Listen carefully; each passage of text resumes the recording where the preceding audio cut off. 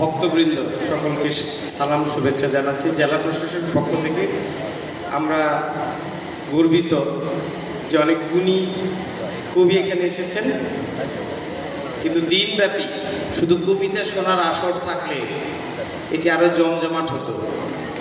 এটা আগে থেকে আমাকে কেউ বলেনি। কবিতার অনুষ্ঠান 1 ঘন্টা হয় এটাই আমি জানতাম, তবে এটার চাহিদা থাকলে জনগণ যেটা চাবে সেটাই তো হবে। জনগণ যদি চায় সারাদিন কবিতা হবে, এটাই তো ভালো কথা।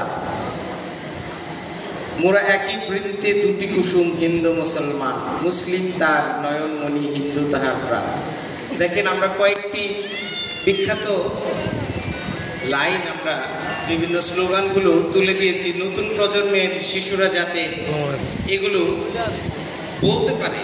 আমি কিছুদিন আগে প্রাথমিক বিদ্যালয়ের শিক্ষক নিয়োগের ভাইবা পরীক্ষা দিয়েছিলাম, যাদের বাড়ি বিশেষত ত্রিশাল, আমি আছি ত্রিশাল, তাদের সবাইকে আমি জিজ্ঞেস করেছি কবি নজরুলের একটা কবিতা শোনা।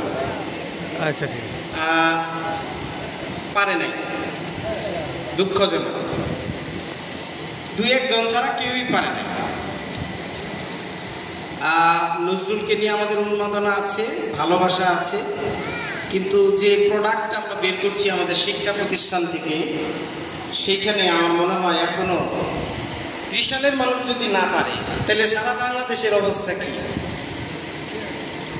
ত্রিশালের মানুষ তো সবাই নজরুলের একটা কবিতা মুখস্থ করবেই। আমি বিদ্রোহী কবিতা 26 মুখস্থ করেছিলাম, ছাত্র পারি না, ভুল হয়ে যায়। এরকম অনেকেই আছে। আমি এখানকার একজন শিশুকে বিদ্রোহী কবিতা মুখস্থ না দেখে আবৃত্তি করতে দেখেছি। আমি কবিদের উদ্দেশ্যে আবার ক্ষমা চেয়ে নিচ্ছি। দিনব্যাপী আপনাদের আয়োজনটা যদি আগে প্রস্তাব দেওয়া হয়, ভবিষ্যতে হবে অবশ্যই। আরেকটা হচ্ছে কবি হচ্ছে, কবি নজরুল নিজেই কবির সংজ্ঞা দিয়েছেন। কবি হচ্ছে সৃষ্টিকর্তার প্রতিভূ। কবির বাণী হচ্ছে স্রষ্টার বাণী। উনি যখন বিচারের সম্মুখীন হয়েছিলেন, জবাবদি দিয়েছিলেন,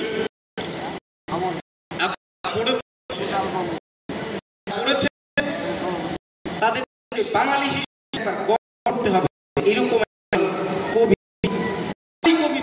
জন্মগ্রহণ। এই জবানবন্দি থেকে আমি করেছি, ততবার করেছি যে পার্লামেন্ট আছে, সেই পার্লামেন্টে এই জবানবন্দি ইংরেজি সকল সংসদ সামনে পড়ে শোনানো যায়, তাহলে 200 বছর যে আমাদের যে গ্লানি,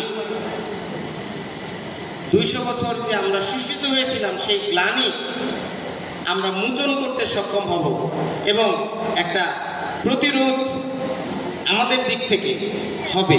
কারণ এইখানে কবি নিজে বলেছেন যে আজ যদি ইংল্যান্ড আমাদের অধীন হতো, ইংল্যান্ডের কোনো কবিকে এইভাবে করে দাঁড় করানো হতো, তাহলে তার যে অনুভূতি হতো সেই অনুভূতি হচ্ছে। তাই এত বড় চিন্তার কবি, এত মনের মানুষ, একজন বাঙালি, এবং আমাদের তার পদধন্য একজন রাজনীতি, একজন শেখ মুজিবুর আমাদের একটি মুক্তিযুদ্ধ আছে। সুতরাং কবি বঙ্গবন্ধু 3টি বিষয় এক সূত্রে যে উদ্দেশ্য নিয়ে সৃষ্টি করেছে, সেই উদ্দেশ্যের কবিতায় এখানে টানানো। নতুন প্রজন্মের শিশুদেরকে যারা নতুন আছেন তাদেরকে বলবো, কবি নজরুলের কবিতার 2-4টি লাইন দয়া করে মুখস্থ করবেন এবং